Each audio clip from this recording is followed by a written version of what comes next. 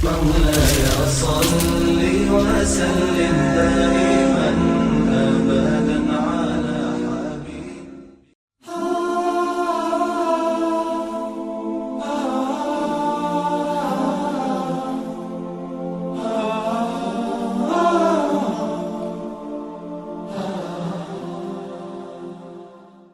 Bismillah, Assalamualaikum warahmatullahi wabarakatuh.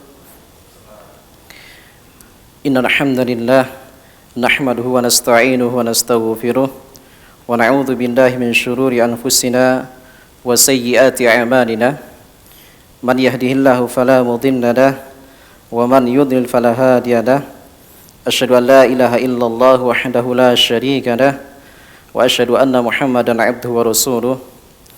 Allahumma salli wa sallim wa barik ala Muhammad wa ala alihi wa sahbihi ajma'in wa man tabi'ahu bi sunnatin ila yaumil qiyamah. Rabbi israh li sadri wa yassir li amri wahlul 'uqdatam min lisani yafqahu qawli. Rabbi zidna ilma warzuqna fahma. Ibu-ibu dan bapak-bapak yang dimuliakan Allah, bersyukur kita kepada Allah Jalla Jalaluhu atas segala limpahan nikmat-Nya. Terlebih nikmat iman juga nikmat Islam, nikmat kita bisa menghadiri majelis ilmu yang salah satu daripada bagian daripada kewajiban yang harus kita tunaikan dengan secara individu masing-masing di antara kita semuanya, yang mana kewajiban ini adalah kewajiban yang tidak bisa diwakili oleh orang lain, yang sebagaimana Allah Subhanahu wa taala mewajibkan kepada kita untuk menunaikan salat, sebagaimana Allah Subhanahu wa taala mewajibkan kita untuk mengeluarkan zakat dan lain sebagainya. Dan ini adalah kewajiban secara individu ataupun fardiyahnya kita. Ibu-ibu yang dimuliakan Allah Subhanahu wa taala, insyaallah pada pagi hari ini, pagi menjelang siang hari ini, kita akan membahas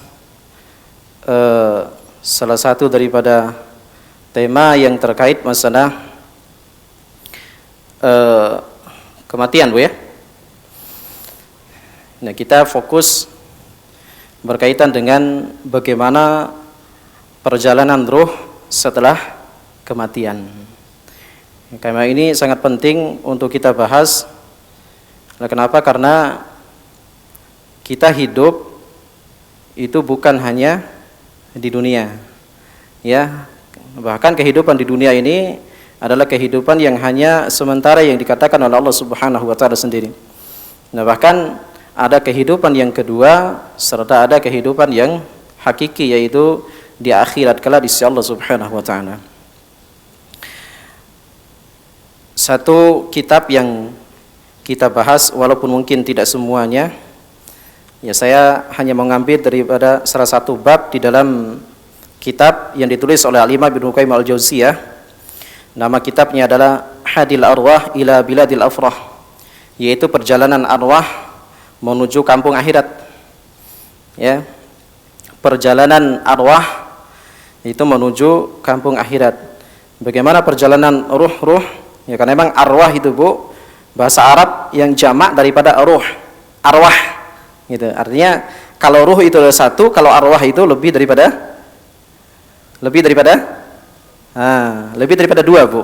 Nah, makanya kalau Indonesia lebih daripada satu itu sudah banyak. Nah, tapi kalau Arab, ya, kalau bahasa Arab itu, Bu, itu kalau banyak itu harus lebih daripada dua. Ya. Makanya dari sini saja para ulama itu berbeda pendapat terkait masalah, sedikit saya sampaikan terkait masalah sholat berjamaah. Ya, ada perselisihan pendapat di situ. Ada yang mengatakan bahwasanya sholat, misalkan sholat berjamaahnya seorang imam, kemudian makmumnya hanya satu. Ya, ini dari segi bahasa, Bu. Ada seorang imam, kemudian makmumnya cuma satu, maka bahkan ini ada yang mengatakan ini belum dikatakan sebagai sholat berjamaah. Nah, kenapa? Karena bentuk daripada jamaah itu adalah lebih daripada dua. Nah, seperti itu, Pak. Ya. Maka ibu-ibu yang dimuliakan Allah Subhanahu wa taala, akan tapi sebelum kita bahas terkait masalah bagaimana perjalanan ruh ketika Allah Subhanahu wa taala mengirim salah satu daripada malaikatnya yang disebut dengan malaikat Israel gitu ya. Nah, walaupun pada hakikatnya tidak ada satupun nas yang kita temukan bahwa adanya Al-Quran ataupun sunnah Nabi SAW yang menyebutkan malaikat pencabut nyawa itu adalah malaikat Israel. Ya, akan tetapi di dalam Al-Quran ataupun di dalam hadis yang sahih, nama daripada malaikat pencabut nyawa itu adalah Malakul Maut. Ya Bu, Malakul Maut. Apa itu Malakul Maut? Yaitu malaikat pencabut nyawa. Malaikat yang menjemput kematian seseorang.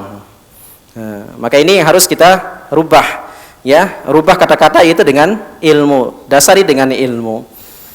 Ya, makanya wallahu alam dari mana kita penamaan daripada malaikat pencabut nyawa itu dengan nama Israel itu, ya, asal usulnya dari mana wallahu alam bishawab. Ya, kan, tapi yang jelas kita tetap mengungkapkan sesuatu itu sesuai dengan nas yang ada, dalil yang ada.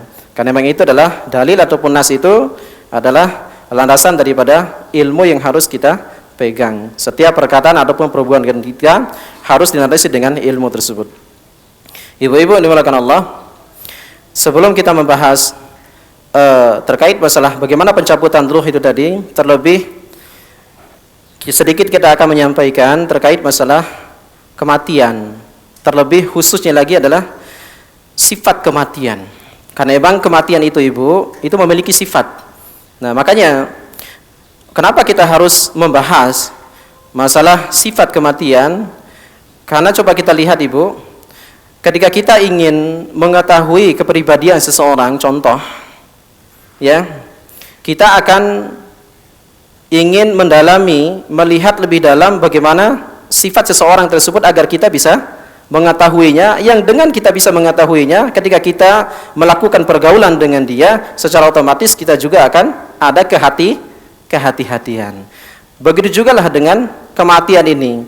Kematian ini pun, ya, kita harus tahu bahwa kematian itu, ibu-ibu yang dimuliakan Allah, itu memiliki sifat, ya, sebagaimana disebutkan oleh para ulama salafus saleh. Adapun sifat yang pertama, ibu-ibu bisa dicatat. Sifat kematian yang pertama adalah kematian itu, ada enggak yang tahu datangnya kematian Ibu? Tidak ada. Ya Bu? Ya Pak ya? Tidak ada yang tahu datangnya kematian. Nah, oleh karena itu dari sini kita bisa menyimpulkan bahwa kematian itu datangnya secara mendadak, tiba-tiba. Ya. Makanya coba kita lihat, ada salah seorang ulama mengungkapkan dalam syairnya, fakam mim mata, ya, fakam min salimin mata bi ghairi illatin. Berapa banyak orang yang mati lebih duluan padahal dia dalam keadaan sehat, ya, dibandingkan dengan orang yang sakit. Ataupun kebalikannya, fakam min sakimin asya fiha minad dahar. Berapa banyak orang yang hidupnya lama padahal dia dalam keadaan sakit dibandingkan dengan orang yang tadi, orang yang sehat akan tapi justru dia lebih duluan meninggalnya. Ya, ini harus kita ketahui bersama. Dari sini kita bisa menyimpulkan bahwasannya ilmu yang dijadikan sebagai landasan untuk kita mengungkapkan kepada mereka yang ada ungkapan, bahkan ini dijadikan sebagai keyakinan bahwasanya untuk membantah mereka yang ada keyakinan di dalam diri mereka, ibu-ibu dimuliakan Allah, bahwa sebagian daripada masyarakat kita mengatakan bahwasanya orang yang akan mati Ibu itu sudah mengetahui setidaknya 40 hari sebelum datang kematiannya, merasakan bahwa dia akan mati. Nah, kalau kita mendengar ungkapan-ungkapan seperti ini, maka ungkapan ini adalah tidak benar. Lalu kenapa? Ya, coba kita lihat Nabi SAW sendiri Ibu meninggalnya hari apa Pak? Hari Senin. Hari Senin. Apakah Nabi SAW tidak sakit? Sakit. Hari apa jatuh sakitnya Rasulullah SAW? Ya, hari Jumat. Beliau SAW itu jatuh sakitnya itu di hari Jumat, kemudian beliau sehatnya itu di hari apa? Hari Senin, yaitu di pagi harinya. Ya, akan tapi di hari yang sama itu beliau wafat, itu di hari Senin. Siapa yang tahu kematian Rasulullah SAW? Itu tidak ada yang tahu. Masya Allah. Ya, beliau sempat sehat, Bu. Di hari Senin pagi harinya beliau sehat. Walaupun di hari yang sama beliau meninggal dunia. Ya, maka sekali lagi ini kita simpulkan bahwasanya sifat daripada kematian itu adalah datangnya secara tiba-tiba ataupun mendadak. Ada orang yang Ustadz, bagaimana dengan orang yang menulis pesan, atau bahkan kemarin kita temukan ada salah seorang ustadz gitu ya, Masya Allah, ada salah seorang ustadz yang tinggal di Bekasi, ya beliau meninggal itu setelah pulang dari olahraga, habis olahraga pagi harinya di hari Jumat kalau tidak salah waktu itu, hari Ahad ya, hari Ahad, habis bersepeda olahraga, beliau pulang tidur sebentar, kemudian dibangunkan oleh istrinya untuk sholat duhur. Ternyata beliau sudah tidak ada. Masya Allah. Di Facebooknya beberapa hari sebelum beliau meninggal, di Facebooknya beliau menulis status, kehidupan ini tinggal menunggu kematian saja. Masya Allah. Nah, ketika kita mendapati hal yang seperti itu, apakah langsung kita menyimpulkan bahwasannya beliau ini yang menulis status ini seorang ustadz? Ini ustadz, Pak. Ini seorang ustadz, Bu. Seorang ustadz. Nah, ketika kita membaca statusnya, beliau telah meninggal, kemudian kita membuka statusnya, ya. Kemudian kita bisa menyimpulkan, kita langsung menyimpulkan bahwasanya ternyata beliau sudah mengetahui kematiannya. Ini tidak benar. Ya, tidak benar. Ini artinya kalau bahasa kita mungkin ini secara kebetulan saja. Ya, secara kebetulan saja beliau menulis status seperti itu, kemudian emang ajalnya emang sudah ditentukan. Padahal beliau sakit, Bu. Sakitnya itu lama, sering keluar masuk rumah sakit, Masya Allah. Tapi ternyata beliau tidak meninggal ketika beliau sakit. Justru beliau meninggalnya habis dari olahraga. Masya Allah. Ya, karena emang itu tadi. Ya, namanya kematian, sifatnya itu adalah mendadak ataupun secara tiba-tiba. Sampai pada Nabi SAW sendiri pun beliau tidak mengetahui bahwa beliau itu akan dijemput oleh malakul maut itu di hari Senin tersebut. Ibu-ibu yang dimuliakan Allah, itu sifat kematian yang pertama. Kemudian sifat kematian yang kedua yang harus kita ketahui bersama adalah kita harus yakin, Bu, bahwa Allah Subhanahu wa taala tidak akan mengirim malakul maut untuk mencabut nyawa kita sehingga Allah Subhanahu wa taala telah menyempurnakan rizki kita. Insyaallah, Pak. Apa kalimat ini sudah pernah dengar, Bu, ya? Ya, artinya apa? Jangan khawatir dengan rizki kita. Ya. Bahwa tidak akan kita mati di dunia ini, meninggalkan dunia ini sampai Allah Subhanahu wa taala akan menyempurnakan rizki kita.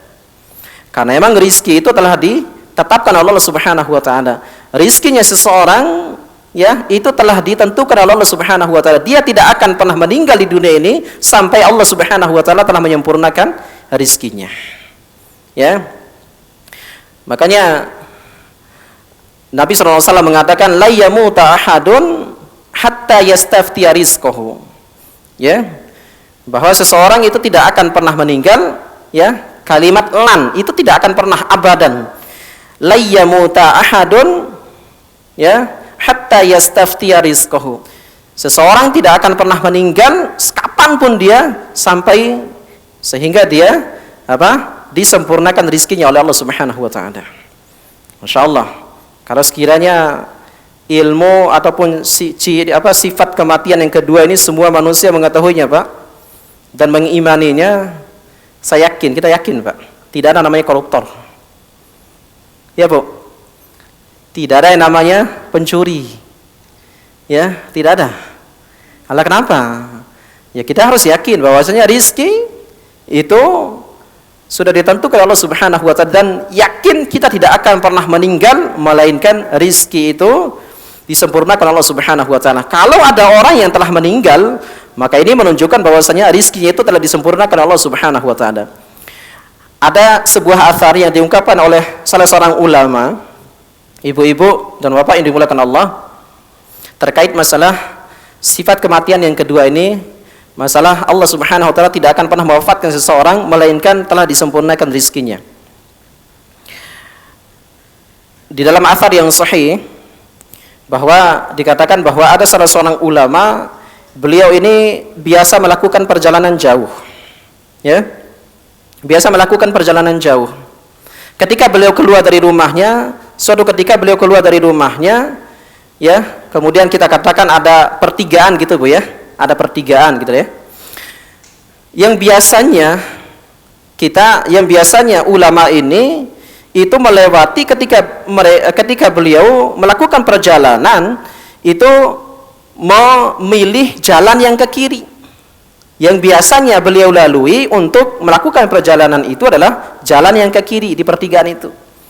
Tapi di hari itu beliau memilih jalur yang berbeda, yaitu memilih jalur yang ke kanan. Masya Allah, apa yang terjadi? Di tengah perjalanan beliau mendengarkan suara orang yang meminta tolong. Ya, kemudian beliau mencari dari mana arah datangnya suara orang yang meminta pertolongan tersebut. Kemudian beliau mendapati orang tersebut yang meminta suara tersebut ada keluar dari sebuah sumur. Yang ternyata di dalam sumur itu ada orang. Makanya orang itulah yang meminta tolong agar dia dikeluarkan dari sumur itu. Jatuh di sumur itu.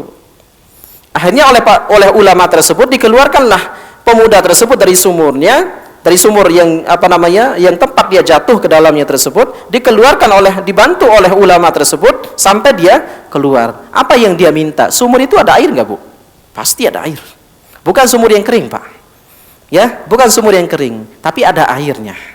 Ya, ketika dikeluarkan dari sumur tersebut, apa yang dia minta? Dia bukan meminta makanan, tapi yang dia minta bukan minuman yang ada rasanya, tapi ini yang dia minta adalah air putih. Aneh nggak Pak? Aneh nggak Bu? Aneh nggak Bu? Kenapa aneh Bu?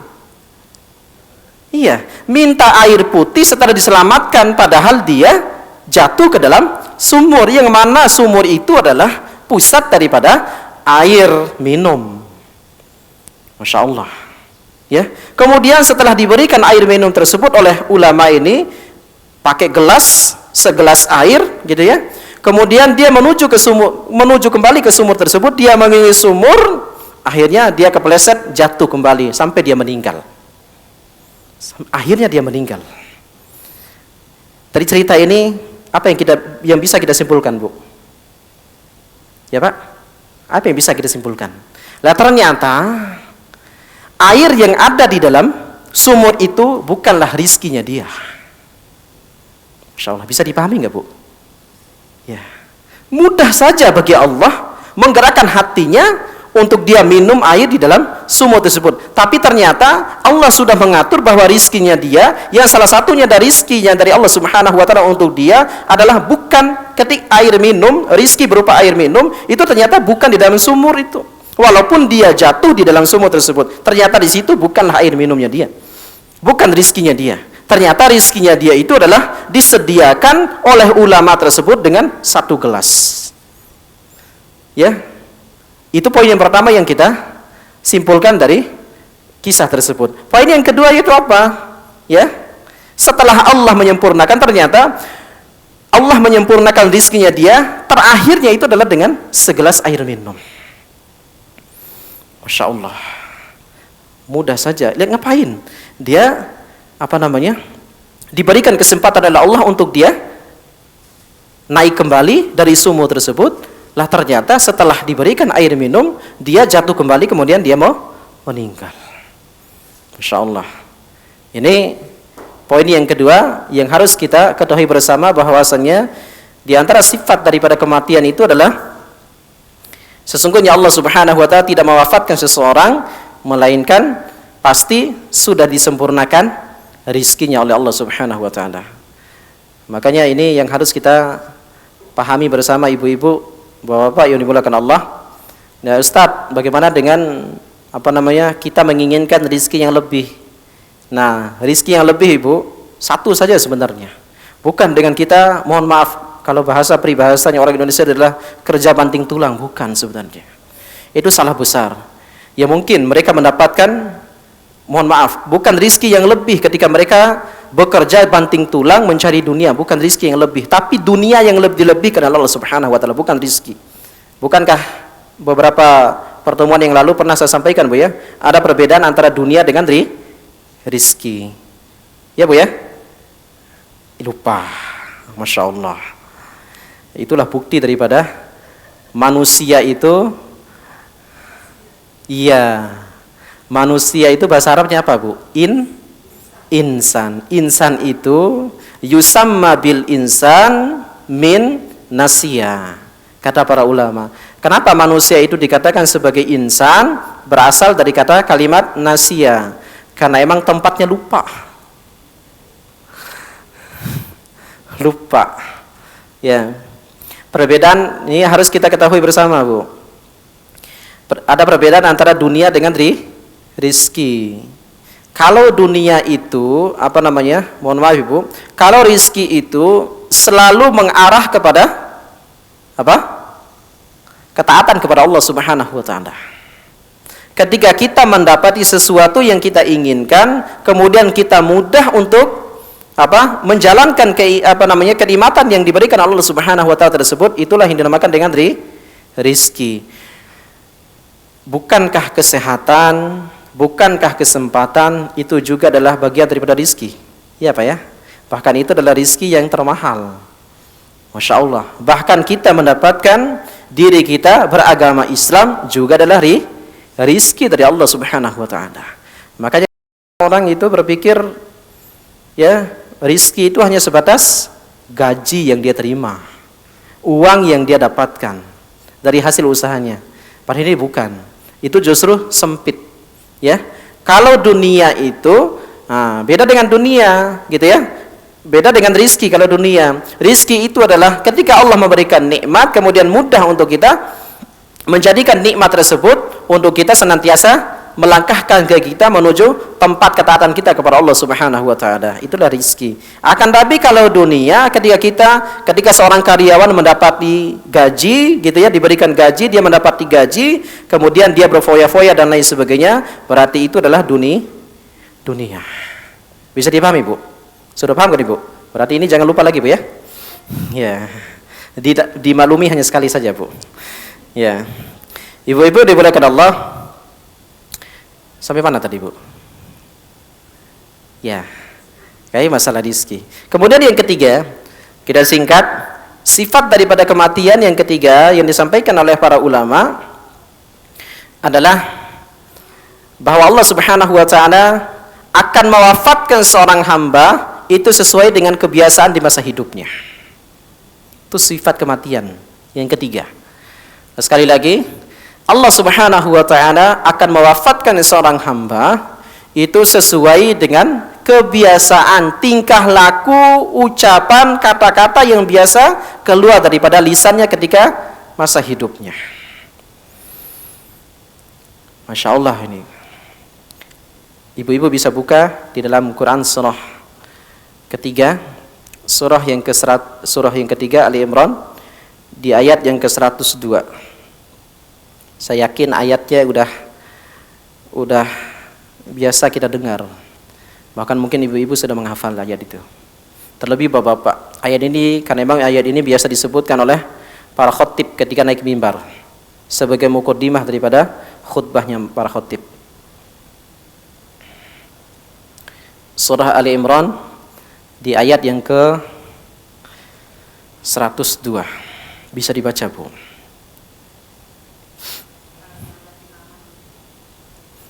Ya, baca artinya saja Bu.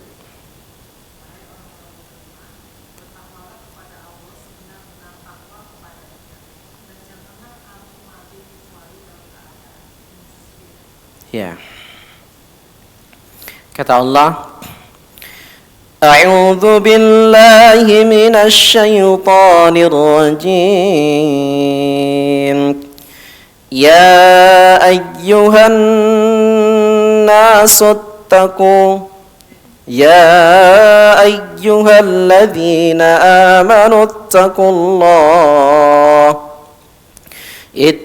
الله حق تقاته ولا تموتن إلا وأنتم مسلمون. Kata Allah, wahai orang-orang yang beriman. Nah, ini panggilan apa namanya ini, Bu? Karena panggilan di dalam Al-Quran itu, panggilan Allah di dalam Al-Quran itu ada dua.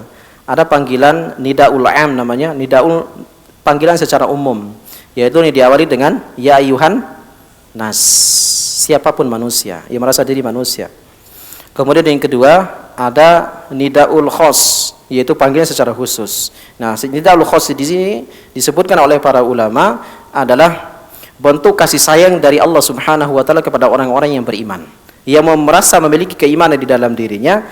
Allah ingin memberikan kabar gembira kepada mereka sekiranya mereka melakukan apa yang diinginkan Allah Subhanahu wa taala, apa yang diperintahkan Allah Subhanahu wa taala di dalam ayat tersebut.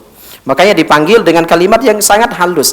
Ya ayyuhalladzina amanu, hai kamu sekalian orang-orang yang merasa memiliki keimanan di dalam dirinya.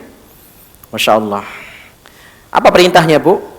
Ittaqullaha haqqa tuqatih. Bertakwalah kalian kepada Allah dengan sebenar-benarnya takwa. Allah memanggil kita dengan kalimat ya ayyuhalladzina amanu. Kemudian perintahnya itu adalah ittaqullah. Dari sini saja, Bu, kita bisa menyimpulkan, dari ayat ini kita bisa menyimpulkan bahwasanya ternyata iman saja di hadapan Allah itu tidak cukup. Ya enggak, Bu? Sekali lagi, iman saja di hadapan Allah, kita memiliki keimanan saja di hadapan Allah itu belum cukup. Kalau sudah cukup kita memiliki keimanan saja di dalam diri kita, kalau emang itu sudah cukup, ngapain Allah Subhanahu wa taala memerintahkan kita untuk setelah beriman untuk bertakwa? Ternyata iman itu belum cukup sampai keimanan tersebut meningkat,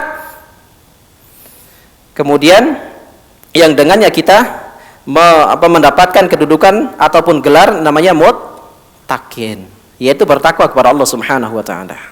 Karena memang iman itu yakin, ya Bu. Yakin, iman itu apa, Bu? Percaya dan yakin, gitu ya. Percaya. Itu saja. Nah, kalau iman itu hanya diartikan dengan percaya ataupun yakin, Bu, mohon maaf. Demi Allah kita sampaikan, berarti iblis itu bahkan lebih beriman daripada manusia. Ya, Pak? Lah iya. Apakah iblis itu tidak yakin bahwa Allah adalah Rabbnya? Yakin. Apakah iblis itu tidak percaya bahwa nanti akan datang hari kiamat, kemudian mereka akan dimasukkan ke dalam neraka? Masya Allah. Mereka yakin. Dan 24 jam mereka senantiasa ingat itu. Lah kenapa? Kenapa kok Ustadz mengatakan bahwasanya 24 jam iblis senantiasa mengingat bahwa mereka pasti akan masuk dalam neraka? Lah, karena emang 24 jam, karena mereka yakin dan terus mengingat dalam waktu 24 jam itu bahwa mereka akan dimasukkan ke dalam neraka nanti ketika mereka diwafatkan oleh Allah, ketika terjadinya hari kiamat, kemudian mereka diwafatkan oleh Allah. Makanya dengan sebab itulah mereka tidak pernah namanya rasa capek untuk senantiasa menjerumuskan manusia. Tuh. Makanya jangan salah kita memaknai yang namanya iman. Ya, iman itu apa, Bu? Enggak berani lagi. Iman itu apa, Pak? Iman itu adalah yakin di dalam hati, kemudian iqraru bil lisan, yaitu mengikrarkan dengan lisan, kemudian wal amalu bil jawarih, yaitu mengamalkan dengan anggota badan kita. Ya. Iblis itu memiliki dua hal, Bu, terkait masalah keimanan, yaitu lisannya memuji Allah. Jangan kira iblis itu tidak memuji Allah. Di dalam contohnya di dalam Al-Qur'an surat Shad, Allah sebutkan fa bi'izzatika la'ugwiyannahum ajma'in. Allah abadikan di dalam Al-Qur'an bahwa iblis pernah berkata kepada Allah, fa bi'izzatika, wahai Rabbku, oleh karena engkau telah menyesatkan aku dengan kemuliaanmu. Tuh, bi'izzatika, Masya Allah, dengan kemuliaanmu wahai Tuhanku, la'ubwiyannahum ajmain, aku pasti akan menyesatkan seluruh hamba-hambamu. Tuh. Apakah itu adalah bukan bentuk pujian? Pujian. Tapi satu saja yang tidak dimiliki oleh iblis, yaitu apa? Wal amalu bil jawari. Ya, yaitu yang bagian daripada iman itu. Ya, yang bagian daripada makna iman itu. Yaitu dua yang sudah dimiliki oleh iblis, yaitu yakin, percaya, at-tasdiqu bil qalbi, yaitu yakin dan percaya di dalam dirinya. Kemudian yang kedua adalah iqraru bil lisan, ya, yaitu tetap memuji Allah Subhanahu wa taala. Ya. Kemudian yang ketiga inilah yang tidak dimiliki oleh iblis, yaitu al-amalu bi jawari, yaitu hanya sekedar di lisan dan hanya sekedar di hati, akan tapi tidak direalisasikan dengan anggota tubuhnya. Gitu. Maka dari sini, ibu-ibu ini dimuliakan Allah Subhanahu wa taala, kita lanjutkan pada ayat tadi. Maka dari sini Allah katakan, maka ternyata iman itu tidak cukup pada diri kita. Harus ada kenaikan setelah iman, yaitu takwa. Yaitu bukan hanya sekedar takwa, juga haqqa tuqatih. Nah, ittaqullaha haqqa tuqatih. Bertakwalah kalian kepada Allah dengan sebenar-benarnya takwa. Lah kenapa Allah Subhanahu wa taala harus menggandengkan dengan ittaqullah, kemudian digandengkan dengan haqqa tuqatih? Perintah, kemudian ada kelanjutannya, itu perintahnya itu adalah bertakwalah kalian kepada Allah. Bukan hanya sekedar itu, akan tapi takwa yang di sini adalah takwa yang sebenar-benarnya takwa. Lah kenapa? Karena berapa banyak orang itu, ya, Allah sudah mengetahui terlebih dahulu bahwa berapa banyak di antara manusia yang memanai takwa itu hanya sekedar apa? Percaya saja. Lari kepada keimanan itu. Iman sudah cukup.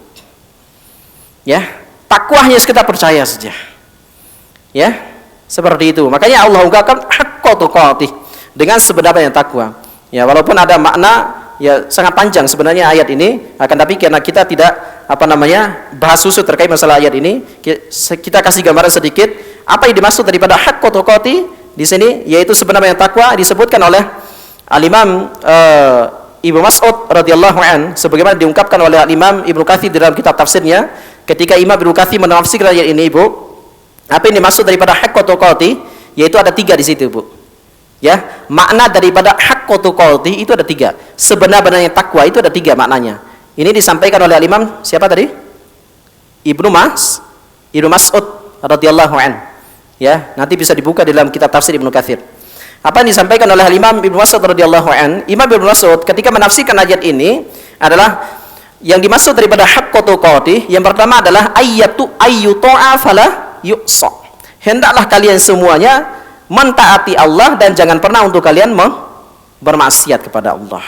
Itu yang pertama. Kemudian yang kedua, hakikat daripada takwa yang dimaksud dari ayat ini diungkapkan oleh Imam Ibnu Mas'ud, ya, ketika menafsirkan ayat tersebut. Yang kedua adalah ayyashkura fala yukfar.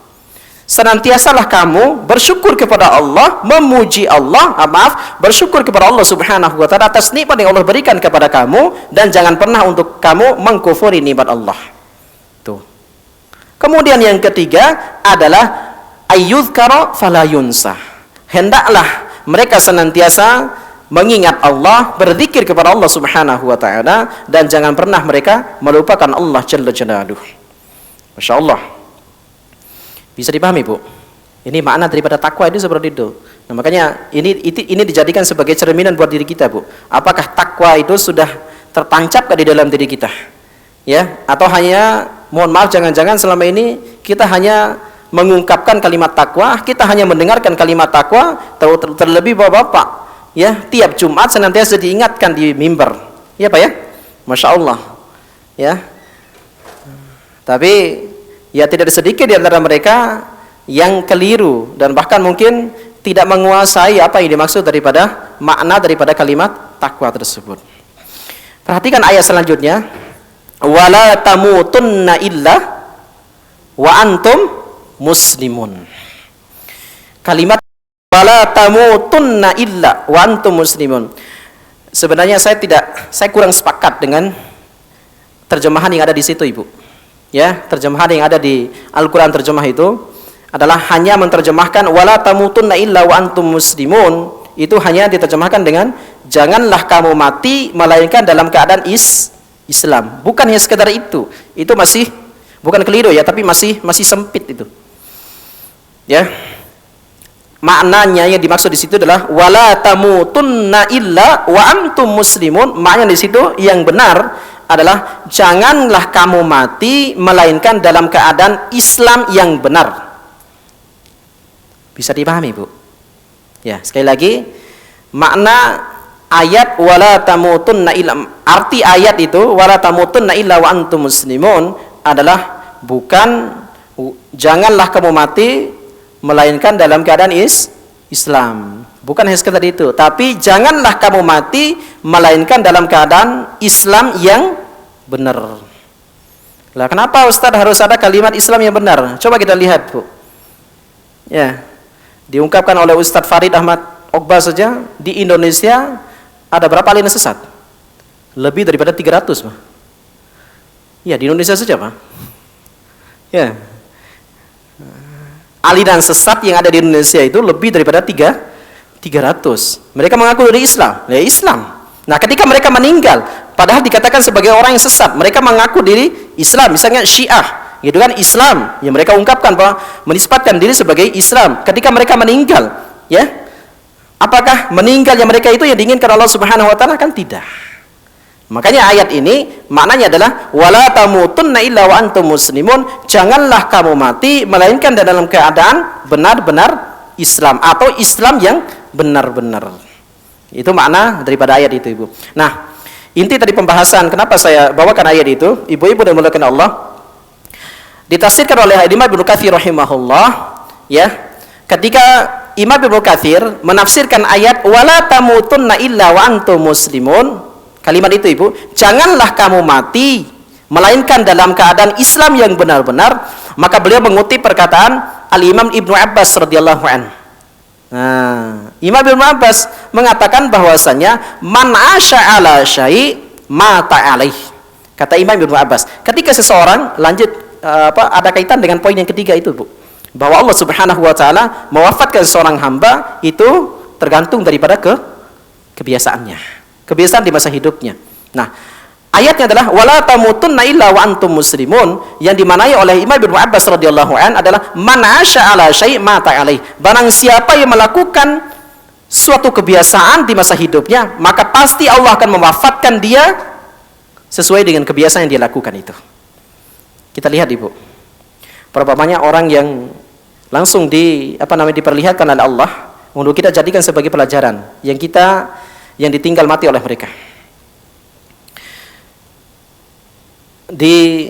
Kalau tidak salah di bulan Februari 2018, ya, itu terjadi, ada seorang bapak-bapak, ya, itu meninggal ketika sujudnya, yaitu di Masjid Raya Tebet. Ya, pernah dengar Pak ya? Ya, ketika sujudnya di sholat asar kalau tidak salah. Ya, di sholat asar. Meninggal ketika dibangunkan, kok nggak bangun-bangun gitu ya? Kok nggak bangun-bangun ketika Allahu Akbar, ya? Sujud di rakaat kedua kalau tidak salah waktu itu. Masya Allah. Ya, mudah-mudahan Allah memberikan gelar husnul khotimah bagi beliau insyaallah. Dan ini memang bukti bahwa Allah Subhanahu wa taala mewafatkan seorang hamba itu sesuai dengan kebiasaannya, Ibu. Itu kebiasaan yang insyaallah yang mulia di sisi Allah Subhanahu wa taala. Maka kita meyakini bahwasannya dari situ ketika Allah memperlihatkan kepada kita bagaimana cara meninggalnya seseorang tersebut, ketika dia meninggal di tempat sujudnya, berarti menunjukkan kita bisa menarik kesimpulan bahwa kebiasaan bapak tersebut di masa hidupnya adalah senantiasa mendekatkan diri kepada Allah dengan sujud, sujud dan sujud. Artinya di dalam sholatnya beliau senantiasa melakukan sholat, bukan yang wajib tapi yang sunnah. Masya Allah. Ya, kita mendapati lagi, ya, ibu-ibu yang dimuliakan Allah, ada orang yang berzina beberapa hari yang lalu, Pak ya, berzina, mohon maaf, itu sampai meninggal, kedua-duanya itu meninggal, dan ini tidak bisa dipisahkan, sampai dikuburkan satu kuburan, tidak bisa dipisahkan. Ya, ketika berzina, waliyadzubillah. Dan ketika kita mendapati orang yang seperti itu, ibu-ibu dan bapak yang dimuliakan Allah Subhanahu wa taala, kita langsung bisa menarik kesimpulan bahwasannya demi Allah, orang ini ketika meninggalnya itu dalam keadaan berzina, maka kita pastikan ini adalah berzinanya dia bukan sekali ataupun dua kali. Bisa dipahami, Bu? Sekali lagi, berzinanya dia ketika sampai Allah mewafatkan dia ini bukan berzinanya yang pertama kemudian Allah mewafatkan dia, bukan berzinanya yang kedua kemudian Allah mewafatkan dia, bukan. Lah kenapa Allah tidak akan pernah mewafatkan seorang hamba, melainkan Allah mewafatkan seorang hamba pasti sesuai dengan kebiasaan. Yang namanya kebiasaan bukan sekali dua kali, ya enggak, Bu? Itu. Kalau ada orang yang mencuri, maling gitu ya, maling mencuri gitu ya, keluar dari rumah seseorang kemudian dikeroyok oleh massa warga, kemudian sampai dia meninggal, kita meyakini bahwa orang ini bukan sekali dua kali dia menjadi maling, tapi mungkin ini adalah kesering kalinya, dan ini adalah mungkin ya yang terakhir kalinya, ya baru yang terakhir kalinya kemudian Allah mewafatkan dia di atas kebiasaan tersebut. Waliyadzubillah. Maka dari sini kita sadar dan kita tinggal memilih. Kita menginginkan pasti kita akan diwafatkan oleh Allah, dan kita menginginkan Allah mewafatkan kita dengan keadaan seperti apa. Pilihan itu ada pada diri kita masing-masing, ibu-ibu dimuliakan Allah. Kalau kita ingin diwafatkan oleh Allah di atas kebaikan, Masya Allah, dekati kebaikan itu. Ketika terjadinya gempa, di mana? Di Palu, di Donggala, Masya Allah, itu kita mendapati di medsos ada yang bernama seorang akhwat yang bernama Fauziah. Itu meninggal di runtuhan bangunan ya di sekolahannya dia, di pesantrennya dia, ketika sedang apa? Sedang memurojaah hafalan Al-Qur'annya. Seorang gadis, umurnya masih belia, Masya Allah. Ya, kebiasaan dia adalah senantiasa berinteraksi dengan Al-Qur'an. Ada orang yang meninggal di atas panggung ketika dia berjoget, waliyadzubillah. Ada orang yang meninggal di atas panggung ketika dia membuka acara dengan lantunan ayat suci Al-Quran. Masya Allah, luar biasa, ibu. Artinya sekali lagi, kembalikan pada diri kita, kita mau meninggal di atas kebiasaan seperti apa. Dan insya Allah kita akan diwafatkan oleh Allah di atas kebiasaan yang sebagaimana kita membiasakan diri dengan amal ibadah tersebut. Ibu-ibu menginginkan diwafatkan Allah di atas Al-Quran, misalnya kita, artinya kita senantiasa membaca Al-Quran, insya Allah pasti Allah akan mewafatkan kita di atas Al-Quran tersebut. Kita meninggal bisa jadi ketika kita membaca Al-Quran. Kita meninggal bisa jadi ketika kita mentikror, yaitu mengulang hafalan kita. Masya Allah. Atau bahkan mungkin tadi ketika berdiri dalam sholat jatuh meninggal. Masya Allah. Sekali lagi, sesungguhnya Allah Subhanahu wa taala mewafatkan seorang hamba itu di atas kebiasaan sebagaimana di masa hidupnya. Itu yang ketiga. Kemudian yang terakhir, sifat kematian yang terakhir yang harus kita pahami bersama, ibu-ibu yang dimuliakan Allah, adalah bahwa kematian itu memiliki sifat yang memang tidak bisa dihindari. Hatta sampai Rasulullah SAW, dan sifat inilah sifat yang menyakitkan daripada kematian ini yang akan dialami oleh seluruh manusia, kecuali orang-orang yang dikhususkan Allah Subhanahu wa taala. Bahkan Nabi SAW sendiri pun itu merasakan ini. Apa namanya, Pak? Sakratul maut. Ya. Sifat kematian yang keempat adalah sakratul maut. Insyaallah.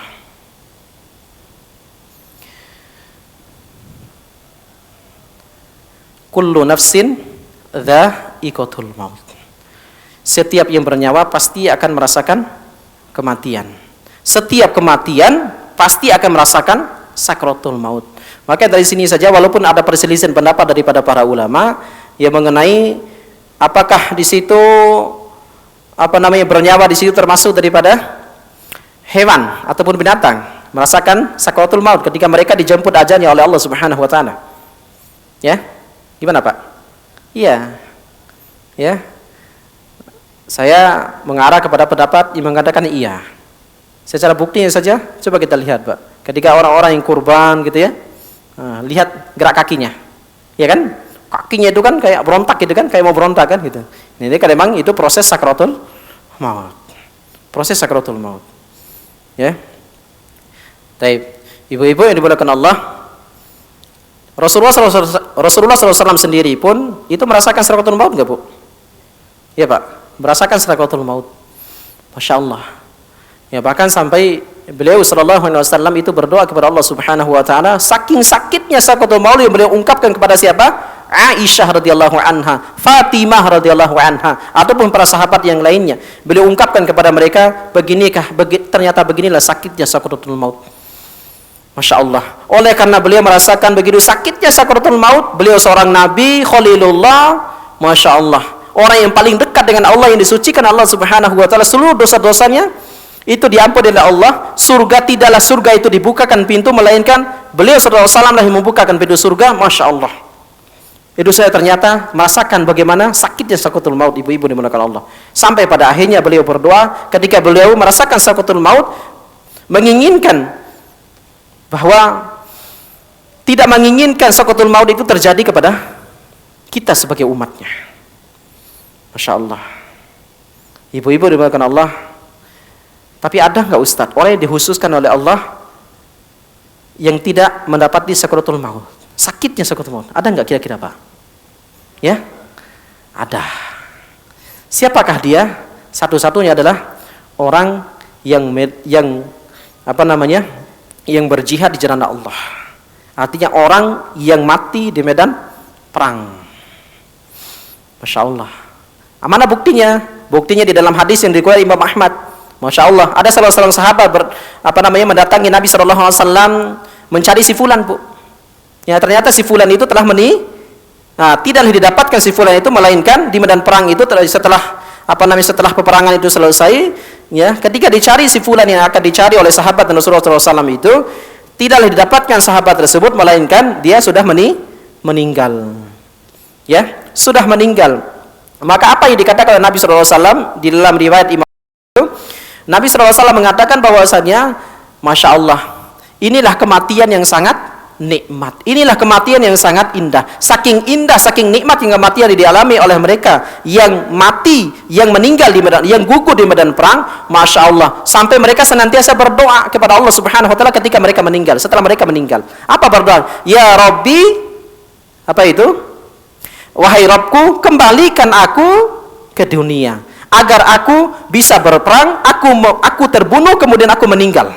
Masya Allah. Bukan aku sholat, bukan aku sedekah, bukan yang lainnya, bukan. Masya Allah. Aku berperang, aku dibunuh, aku meninggal. Kalau kita, mohon maaf, takut dibunuh. Tapi kalau orang yang berjihad jalan Allah, ketika mereka meninggal, mereka justru berdoa kepada Allah agar dikembalikan lagi ke dunia, mereka ikut berperang kembali, mereka dibunuh, mereka terbunuh. Lah kenapa? Karena mereka justru mendapatkan kenikmatan ketika mereka terbunuh. Masya Allah. Makanya Allah ungkapkan di dalam Quran 2 surat, Bu. Ya, di dalam Al-Quran surah Al-Baqarah dan juga di dalam Quran surah Ali Imran. Surah Al-Baqarah itu di ayat yang ke 150 berapa mungkin itu ya. Wala taqulu liman yuqtalu fi sabilillahi amwat bal ahya'u walakin la tash'urun. Masya Allah, ya, janganlah kamu mengatakan bahwasanya orang yang gugur di jalan Allah itu mati. Bal ahya'un walakin la yash'urun. Walakin la tash'urun. Ya, bahkan mereka itu hidup. Masya Allah. Ya, di ayat Quran surah Ali Imran-nya kata Allah, wala taqulu liman yuqtalu fi sabilillahi amwata bal ahya'un inda rabbihim yurzakun. Ya, janganlah kamu mengatakan bahwasanya orang yang gugur di jalan Allah itu mati, bahkan mereka itu mendapatkan rezeki yang melimpah di sisi Allah Subhanahu wa taala. Tuh. Masya Allah. Ibu-ibu yang dimuliakan Allah. Ini dari sini kita bisa menyimpulkan bahwasanya seluruh daripada manusia itu pasti ya merasakan yang namanya sakratul maut. Ya. Hanya orang-orang tertentu saja yang dikecualikan oleh Allah, mereka yang tidak mendapati yang namanya sakitnya sakratul maut. Yaitu siapa? yaitu mereka yang mati ya di medan perang, di medan jihad di jalan Allah Subhanahu wa taala. Itulah yang dikatakan sebagai mati syahid, Bu. Ya, syahid fid dunya wal akhirah. Baik, ibu-ibu yang dimuliakan Allah, ini yang terakhir sifat daripada kematian.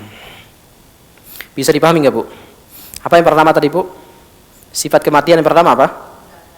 Ya, kematian itu datang secara mendadak ataupun secara tiba-tiba. Kemudian yang kedua, sifat kematian yang kedua adalah Allah tidak akan mewafatkan seorang hamba melainkan sudah disempurnakan rizkinya oleh Allah. Kemudian yang ketiga, Allah akan mewafatkan seorang hamba sesuai dengan kebiasaan di masa hidupnya. Kemudian yang keempat, yang terakhir adalah ketika datangnya sakaratul maut, ya ketika datangnya kematian menjemput manusia, ya pasti merasakan sakaratul maut. Sampai Rasulullah SAW sendiri itu merasakan sakaratul maut. Nah, mungkin ada bertanya, Ustaz, kenapa Nabi SAW itu merasakan sakaratul maut? Bahwa padahal Nabi SAW itu yang tadi itu, yang paling dekat dengan Allah Subhanahu wa taala. Ini mengajarkan kepada kita agar kita benar-benar bersiap diri. Nabi SAW sendiri saja yang orang yang paling dekat dengan Allah Subhanahu wa taala, orang yang lebih dimuliakan Allah Subhanahu wa taala dari seluruh makhluk yang lainnya. Hatta malaikat pun itu lebih, Allah Subhanahu wa taala lebih menyayangi Rasulullah SAW, lebih cintanya Allah kepada Rasulullah SAW sendiri dibandingkan kepada para malaikatnya. Tapi kenapa ketika Nabi SAW itu dijemput ajalnya, dijemput nyawanya, rohnya oleh malakul maut, itu justru mendapati sakaratul maut, sakitnya sakaratul maut, itu ingin mengajarkan kepada kita, Allah ingin mengajarkan kepada kita bahwa Nabi saja seperti itu, apalagi kita. Seperti itu, Bu. Bisa dipahami, Bu, ya?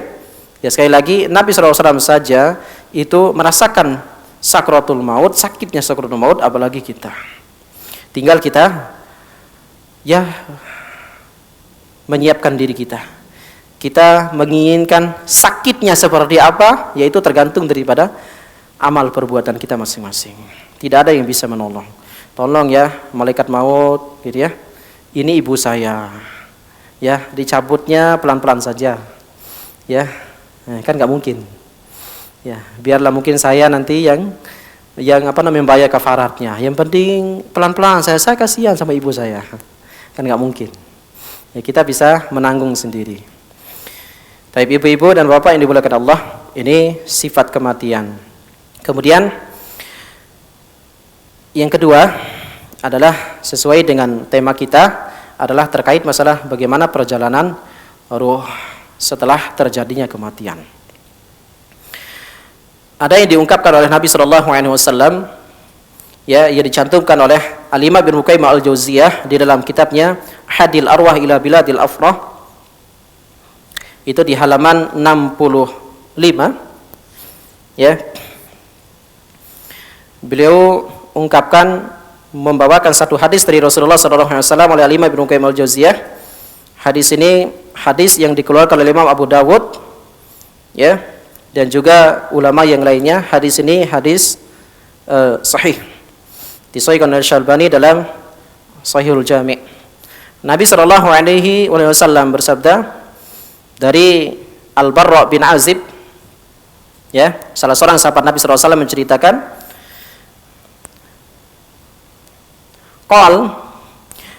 Barra bin Azib radhiyallahu an menceritakan, kharajna ma'a Rasulillah sallallahu alaihi wasallam fi janazati, ya, bahwa kami itu pernah keluar bersama Nabi sallallahu alaihi wasallam untuk mengantarkan jenazah. Fajalasa Rasulullah sallallahu alaihi wasallam 'alal qabr.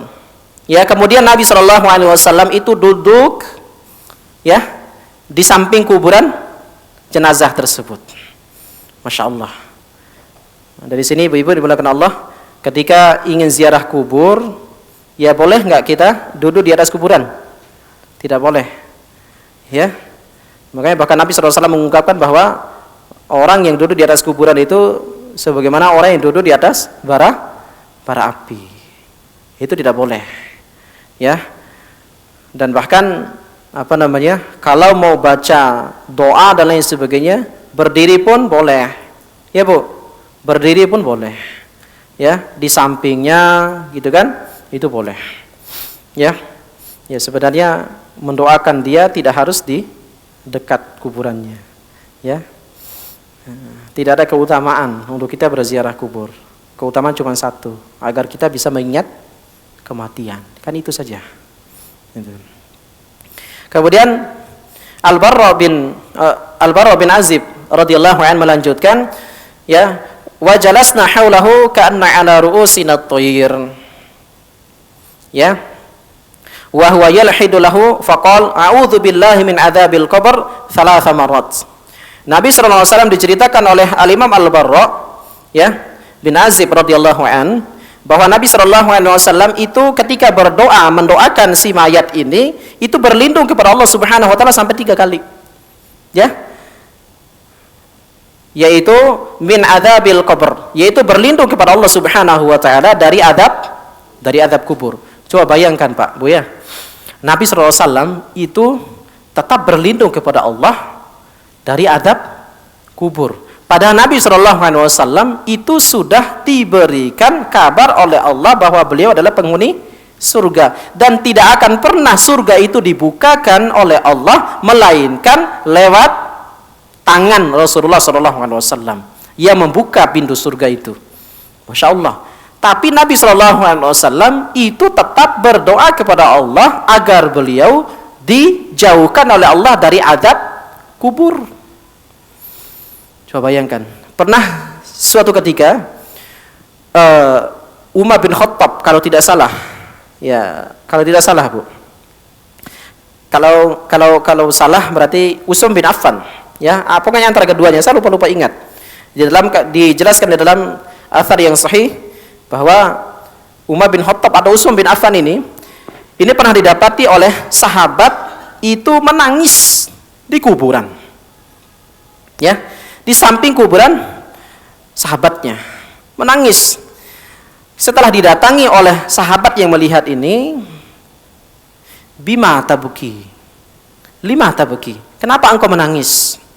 Bukankah engkau itu salah satu daripada penghuni surga yang diberikan jaminan Allah Subhanahu wa taala lewat lisan baginda Rasulullah SAW? Apa kata sahabat tersebut? Entah itu Umar bin Khattab atau Utsman bin Affan yang menangis di kuburan sahabat yang tersebut. Apa ungkapannya Pak?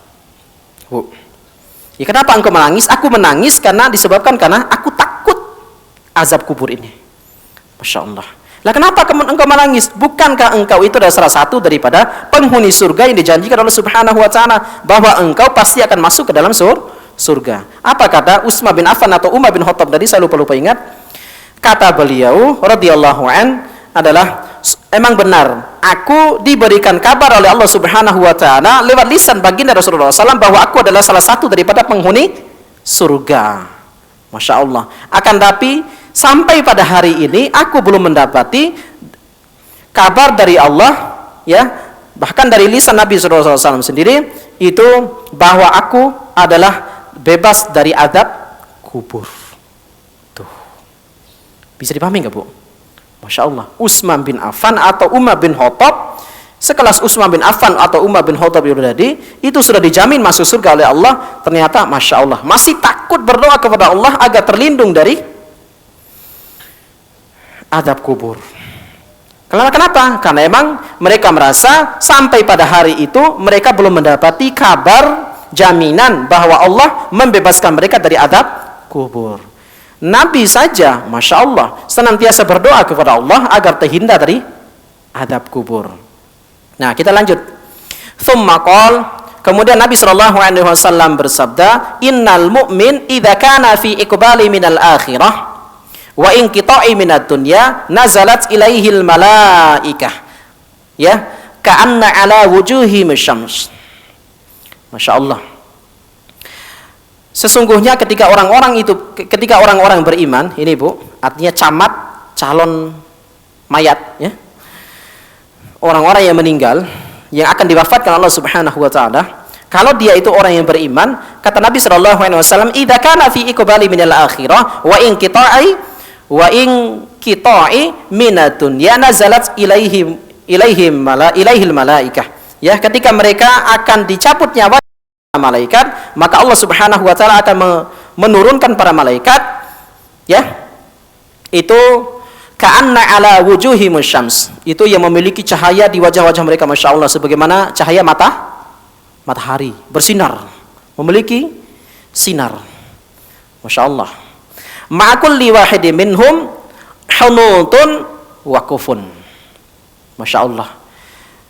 Ada 2 malaikat yang turun ketika orang-orang yang beriman itu dicabut nyawanya. Ya, ada 2 malaikat yang yang mendampingi malaikat maut. Ada 2 malaikat, yaitu malaikat rahmat. Samping kiri kanan malaikat maut ini ada 2 malaikat, yaitu malaikat rahmat. Ya. Ma'akulli wahidin minhum hunutun waqufun. Ya, di antara mereka membawa 2 hal. Apa itu? Yaitu minyak wangi dan kain kafan. Dari mana? Dari surga. Masya Allah, membawa minyak wangi dan kain kafan dari surga. Fajalasu minhu muddal basar. Masya Allah, mereka duduk sejauh mata memandang. Ya, fajalasu minhu muddal basar. Artinya 2 malaikat rahmat ini tidak ikut turun di dekat si camat ini, calon mayat ini, orang yang akan dicabut nyawa oleh malaikat maut ini. Hanya malaikat maut yang dekat dengan jasad orang yang akan dicabut nyawanya oleh malaikat maut tersebut. Bisa dipahami Pak ya? Nah, 2 malaikat yang mendampingi malaikat maut itu mereka fajalasu minhu muddal basar. Yang mereka duduk sejauh mata memandang. Gitu, sejauh mata makanya diungkapkan dalam sebuah riwayat itu, athar, ketika ulama menjelaskan hadis ini, ibu-ibu yang dimuliakan Allah, itu makanya kita melihat ada orang yang melotot ke atas gitu Pak ya, ketika sakaratul maut, ya. Nah, itu bisa jadi mereka melihat bayangan malaikat itu. Ya. Ya, bukan iya benar. Ya, benar. Mau coba sekarang? Belum bisa. Ya, kan gini ya, bahkan motot kayak gini gitu ya. Nah, itu bisa jadi itu melihat malaikat yang tadi itu. Nah, sejauh mereka, walaupun ini ada atapnya tapi tembus dipandang malaikat tersebut. Masya Allah. Bahkan mungkin ada yang memberikan senyuman ketika sakaratul maut. Kan gitu, tidak sedikit Pak ya. Masya Allah. Bahkan ada yang meneteskan air mata, kebalikannya. Gitu. Nah, kenapa? Karena bisa jadi itu adalah malaikat azab yang menjemput mereka. Kalau malaikat rahmat itu adalah menjemput ruhnya orang-orang yang beriman. Ia membawa 2 kain kafan. Membawa 2 hal, yaitu kain kafan dari surga dan juga minyak wangi dari surga. Untuk apa minyak wangi itu? Untuk apa kain kafan? Masya Allah. Ketika dicabut nyawa, ruh itu dicabut oleh malaikat maut. Bapak-bapak, ibu-ibu yang dimuliakan Allah. Ya, ketika terjadinya sakaratul maut, itu beberapa tahapan. Tahapan pertama itu dari dicabutnya di sini, di ubun-ubun. Dicabutnya di ubun-ubun, di bagian kepala, di atas. Cabut, gitu. Tidak sekali langsung tercabut, enggak. Dari bawah, bertahap-tahap. Dari ujung kaki sampai betis. Coba lihat berapa banyak orang yang kita dapati ketika dicabut nyawanya oleh malaikat maut, itu yang pertama kali yang terasa dingin itu di mana? Bagian kaki. Ya, karena ruhnya itu sudah naik. Sampai mana? Sampai betis. Sampai betis. Nah, ke atasnya masih hangat. Kemudian dicabut lagi, tek. Urat-uratnya terputus semua. Itulah yang menjadikan kita merasakan sakit sakaratul maut itu. Karena bunyi urat-urat itu. Insyaallah. Ya, sampai mana itu? Sampai pinggang. Tidak sedikit kita temukan orang yang ketika sakaratul mautnya itu meminta keluarganya untuk diusap-usap pinggangnya. Iya enggak, Bu? Tidak jarang kita temukan. Ya, diusap-usap pinggangnya. Lah kenapa? Ini memang itu ketika proses sakaratul maut. Pinggangnya sudah mulai dingin dan sakit sudah. Ya, karena ruhnya terkumpul dari situ. Ruhnya dari bawah tadi. Terkumpul di situ. Kemudian yang ketiga ditarik lagi dari pinggangnya sampai dada. Gitu. Kalau proses sakaratul mautnya seperti itu, mohon maaf, kayak orang kecapean gitu ya. Nah, itu karena ruhnya sudah terkumpul di sini. Di dada. Sudah terkumpul di sini. Nah, pertanyaannya, di situ masih bisa nggak untuk si dia itu untuk bertobat kepada Allah Subhanahu wa taala? Masih. Lah kenapa? Karena di dalam hadis Nabi sallallahu alaihi wasallam, "Innallaha yaqbalu taubah." Sesungguhnya Allah Subhanahu wa taala senantiasa menerima taubat seorang hamba hatta yagorgir, sampai nyawa itu di tenggorokan, di kerongkongan. Gitu. Ya, ini kan belum nyampe tenggorokan, baru di dada. Dia berarti masih bisa untuk dia bertobat kepada Allah Subhanahu wa taala. Makanya ditalkin. Makanya ibu-ibu, bapak-bapak yang dimuliakan Allah, perlu kita jelaskan ketika kita mentalkin juga, itu nggak usah berulang-ulang kali. Ya Pak Bu? Ya Bu ya? Nggak usah berulang-ulang kali. Kalau dia sudah bisa sekali dengan sempurna, ya, la ilaha illallahnya dengan sempurna, itu nggak usah diulang-ulang lagi. Lah kenapa? Karena khawatirnya dia sudah sempurna mengucapkan kalimat la ilaha illallah, ya, dengan sempurna tadi ketika kita mentalkin, kemudian kita mentalkinkan kembali, dia tidak ada jaminan untuk dia bisa mengucapkan secara sempurna kembali. Syukur-syukur dia bisa menyempurnakan kalimat la ilaha illallah sebagaimana dia ucapkan di awal. Ya, dikhawatirkan dia sepotong ataupun sepotong kemudian dia meninggal tidak sempurna kalimat la ilaha illallahnya. Gitu. Kemudian dibarengi dengan kalimat thayyibah yang lain. Ya, jangan usah. Mereka tidak butuh itu. Yang mereka butuhkan adalah talqin dengan kalimat la ilaha illallah saja, bukan istighfar. Orang ketika sakaratul maut kok sudah istighfar, ya enggak lah. Orang ketika sakaratul maut kok disuruh untuk apa? Disuruh untuk mengucapkan Allahu Akbar, ya enggak. Ya, kalimat thayyibah yang tepat ketika sakaratul maut itu adalah hanya kalimat la ilaha illallah. Seperti itu. Ya, makanya tidak sedikit kita temukan itu, Masya Allah. Ya, kasihan lihatnya Bu, ketika keluarganya terus mentalkinkan, padahal dia sudah bisa talkin. Dan ketika mentalkin pun pelan-pelan, jangan ayo, kamu bisa lah. Emangnya lomba lari apa? Gitu. Jangan seperti itu, pelan-pelan. Ya, ayo Pak, ucapkan kalimat la ilaha illallah. Ya, pelan-pelan. La ilaha illallah. Masya Allah. Kalau dia sudah sempurna mengucapkan kalimat la ilaha illallah, sudah. Gitu. Kemudian yang kedua, ketika dia minta air minum, ketika sakaratul maut, ya jangan kasih air minum. Ya, yang dia butuhkan itu bukan air minum, tapi kalimat la ilaha illallah saja. Ketika sakaratul mautnya. Ya, karena ketika dia meminta air minum, panas, haus, panas. Ada ungkapan-ungkapan seperti itu yang keluar dari lisan mereka, Masya Allah. Lah kenapa? Karena ini sudah panas. Karena ruhnya tadi sudah kumpul di sini. Tinggal terakhir ditarik oleh malaikat maut, sudah melayang. Masya Allah. Itulah proses sakaratul maut itu seperti itu, Ibu. Ya. Baik, kita lanjut, Ibu. Tsumma yaji'u malakul maut hatta yajlisa 'inda ra'sih. Ya. Tadi itu ketika malakut maut itu duduk di mana, Bu? Di atas kepalanya. Ya, di atas kepalanya dia. Ya, kemudian dia berkata, karena memang yang dijemput ruhnya ini adalah orang-orang yang beriman, apa yang dikatakan oleh malakul maut? Malakul maut mengatakan, ayyatuhan nafsut thayyibah. Di dalam Al-Qur'an, ya ayyatuhan nafsul mutmainnah. Masya Allah. Wahai jiwa-jiwa yang tenang. Masya Allah. Dicabut.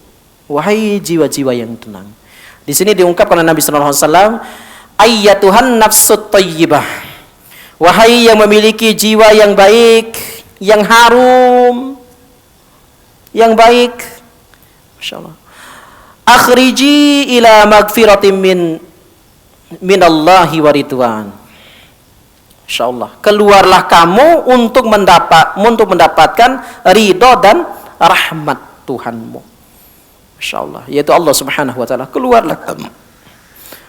Kemudian qal fatakhruju tasilu kama tasilul qitrah minas saqa fayakhudhuha fa idza akhadhaha lam yad'uha fi yadihi tarfata 'ainin hatta ya'khudhuha fayaj'aluha fi dzalikal kafan. Masya Allah. Dia dibungkusi, Bu. Dibungkusi pakai kain kafan yang dibawa oleh dua malaikat tadi, yaitu malaikat rahmat. Dibungkusi ruhnya itu dengan rapi. Masya Allah. Makanya dari sini kita bisa menyimpulkan, Ibu, Masya Allah, kebangatan kalau kita menemukan ada wanita yang tidak mau menutup aurat. Kebangatan tuh, ya Pak. Ataupun laki-laki yang tidak mau menutup auratnya, itu kebangatan. Ketika kita melihat manusia menjumpai manusia tidak mau menutup auratnya, dengan sengaja, dengan tenangnya dia mengumbar auratnya. Waliyadzubillah. Lah kenapa? Ruh saja itu ditutup rapat-rapat auratnya oleh dua malaikat utusan Allah Subhanahu wa taala. Masya Allah. Bukan hanya ditutup pakai kain kafan, tapi kain kafan tersebut dibaluti pakai minyak wangi. Dari mana? Dari surga juga. Masya Allah. Kemudian dinaiki, diangkat, naik. Nah, kita lanjut.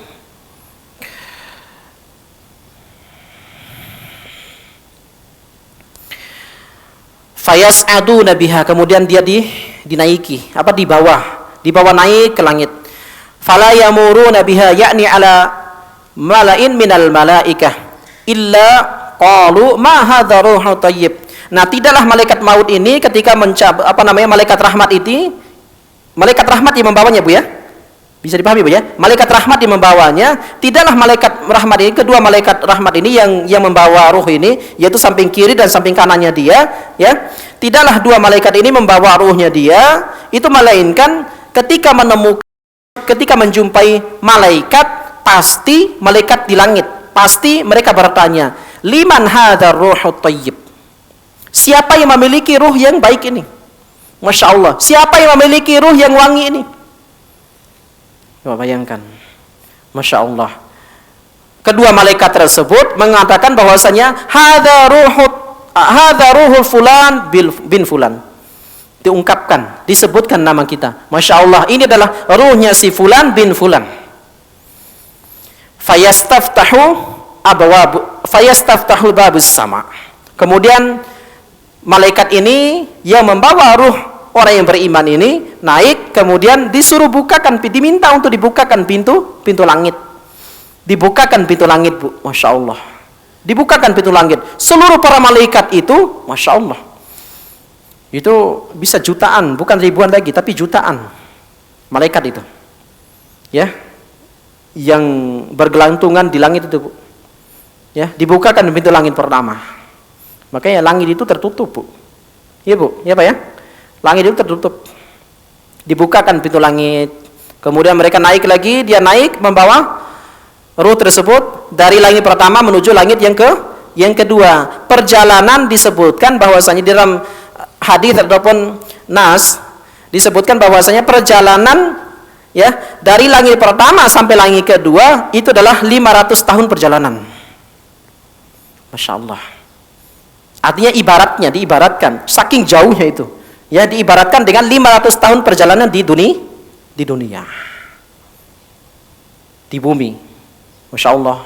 Naik terus. Ya, kemudian fayastaftahul babul sama.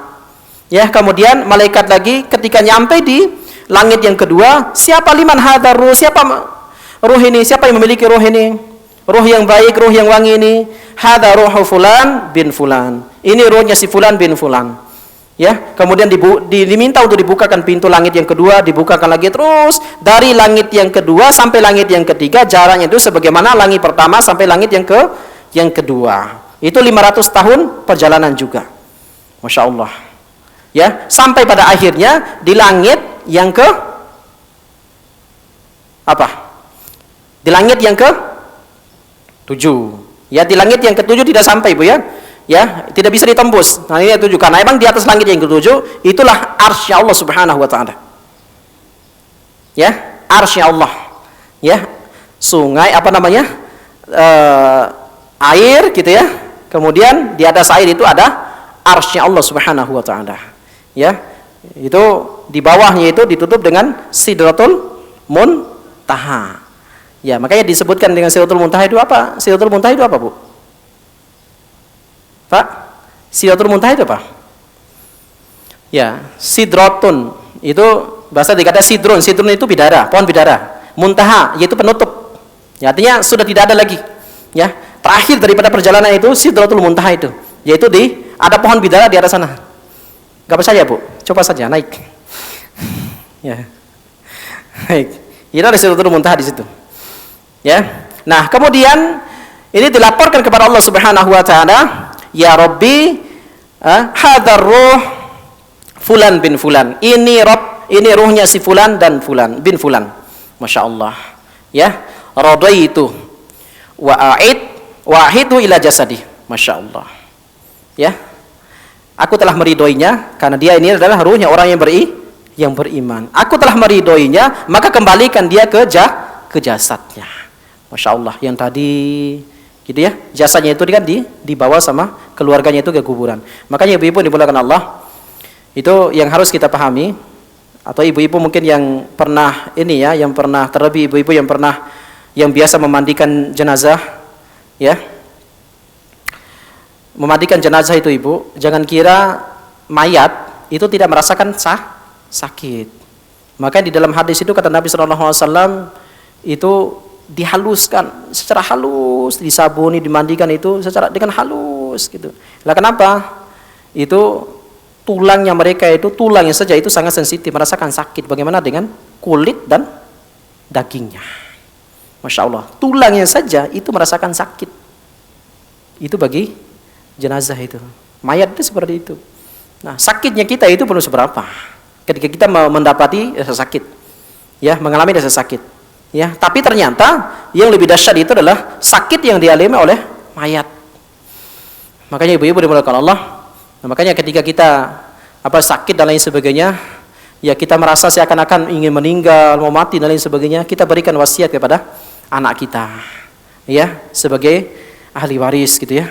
Ketika kalian mengurusi ibu, mengurusi bapak nanti, ketika ibu dan bapak meninggal, tolong dengan pelan-pelan, ya, dengan kasih sayang.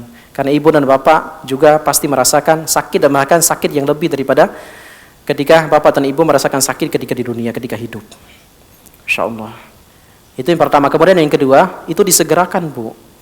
Disegerakan, jangan ditunda-tunda. Kadang-kala kan, Masya Allah, oleh karena orang tua anaknya itu masih jauh di sana, ya Allah, tunggu dulu, kasihan anaknya belum melihat. Lah, kalau sudah melihat dia mau ngapain? Mau hidupkan kembali kan nggak mungkin. Sebenarnya, ya nggak Pak? Ya, cukup doakan saja, Masya Allah. Lah kenapa harus disegerakan? Kalau orang ini orang yang beriman, Masya Allah, terlebih orang yang beriman, Bu, itu harus disegerakan. Ya, kenapa? Disegerakan, dikumpulkan. Karena mereka itu bertanya ayo segerakan aku. Qaddimuni, segerakan aku, percepatlah bawa aku ke kuburan. Masya Allah, mereka tidak sabar lagi untuk menikmati santapan kenikmatan yang telah disediakan oleh Allah Subhanahu wa taala. Masya Allah, jangan kira tidak ada nikmat di alam kubur. Ya, ada nikmat di alam kubur. Ya, sebagaimana adanya azab di alam kubur. Gitu. Nah, ya ketika mereka dikuburkan, ya, barulah kemudian ruh yang tadi yang diangkat oleh Allah, yang dilaporkan kepada Allah Subhanahu wa taala oleh malaikat tadi, kemudian diturunkan kembali. Aidhu ila jasadi. Kata Allah, aku telah meridhoinya, kemudian kamu kembalikan ruhnya dia ini ke dalam jasadnya. Kemudian disatukan kembali oleh malaikat. Masya Allah. Di mana itu? Di alam kuburnya. Disatukan kembali di alam kuburnya. Ya, Masya Allah. Barulah kemudian di situ, Ya, setelah meninggal setelah pulang ya orang-orang yang mengantarkan tadi, barulah kemudian dia didatangi oleh 2 malaikat. Makanya ibu-ibu dimuliakan Allah, Bapak, ya, terlebih ketika kita memiliki anak, kita sakit dan lain sebagainya, kita wasiatkan ketika begitu juga tadi, ya, begitu juga ketika Bapak atau Ibu setelah dikubur nanti, kamu sebagai anak ibu, kamu sebagai anak bapak, jangan meninggalkan ibu dan bapak duluan dikubur.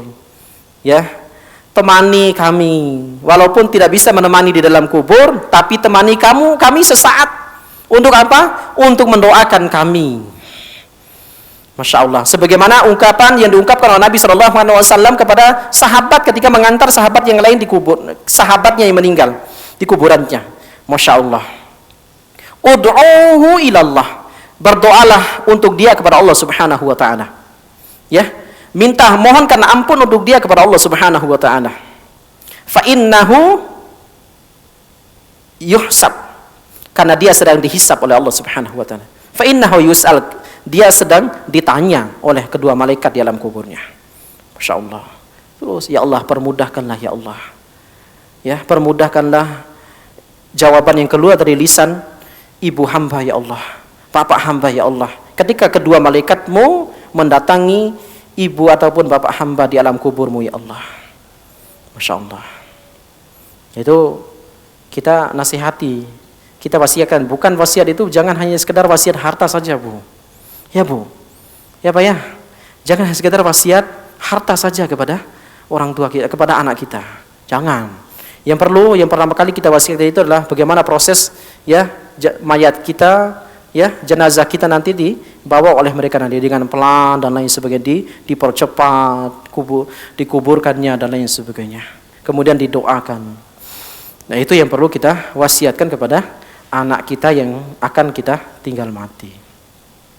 Taib, ibu-ibu dan bapak yang dimuliakan Allah Subhanahu wa ta'ala. Ya, bagaimana dengan orang yang orang kafir yang ketika ataupun orang munafik, orang musyrik, ketika dicabut ruhnya oleh malaikat maut, ya dibawa gitu, dicabut dengan sakit yang luar biasa, sampai bahkan ya pernah atau bahkan mungkin sering kita jumpai saking sakitnya sakaratul maut yang dialami oleh mereka, waliyadzubillah gitu ya. Itu sampai keluar lidahnya. Ya kan, Pak, ya? Sampai keluar lidahnya gitu kan, waliyadzubillah.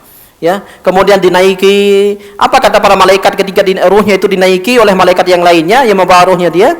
Apa kata malaikat, seluruh malaikat yang jaga langit? Liman hadza ruhul fasad. Ya. Siapa yang memiliki ruh yang rusak ini, yang baunya, yang bau busuk ini. Bau busuk ruhnya. Masya Allah. Malaikat yang dilewati oleh ruhnya dia ini, orang kafir, orang musyrik, orang munafik, orang fasik ini, itu sampai tutup hidung. Karena saking baunya ruhnya orang kafir, orang munafik, orang fasik, orang musyrik ini. Waliyadzubillah. Masya Allah. Bau dia. Ya. Kemudian ibu-ibu dan bapak yang dimuliakan Allah Subhanahu wa ta'ala, sampai pada tadi, ya. Nah, Ustaz, apa saja yang dilakukan yang dialami oleh orang-orang yang ketika meninggal dia ada di alam kuburnya, setelah dia meninggal kemudian dia kuburkan di alam kuburnya, di kuburannya, ya, di alam kubur sana ibu-ibu, ya, tetap kita meyakini bahwa itu adalah kehidupan yang kedua setelah kematian yang pertama, setelah kematian dari kehidupan yang pertama ketika kita di dunia, ya. Nah, tadi karena kata Nabi SAW, karena ruhnya manusia itu dikumpulkan dalam satu genggaman tangannya Allah, dan sangat mudah untuk mereka bisa bertemu antara satu sama yang lainnya. Seperti itu, Bu. Ya, yang pernah kita kenali dia ketika di dunia, kalau sama-sama beriman, kita akan dipertemukan oleh Allah di alam kubur, di sana nanti. Dipertemukan oleh Allah. Masya Allah. Makanya jangan khawatir, Bu. Ya, Bu. Jangan khawatir untuk tidak dipertemukan oleh Allah. Ya, bahkan ketika diungkapkan dalam sebuah athar bahwasanya ketika seorang suami, yang pernah saya sampaikan kemarin, ya, ketika seorang suami meninggal duluan, kemudian disusul oleh seorang istri, ya, meninggal lagi istrinya itu, Jangan kira kalau mereka ini sama-sama beriman, maka seorang suami yang meninggal duluan tadi ketika berjumpa dengan istrinya, Masya Allah, telah datang istriku, gitu ya, dia capek melakukan perjalanan jauh, proses ini ya, ruhnya itu perjalanan jauh, diungkapkan oleh mereka yang pernah mengalaminya. Kalau kita kan belum pernah mengalami. Ya. Terus fahum yatasaalun, mereka saling bertanya.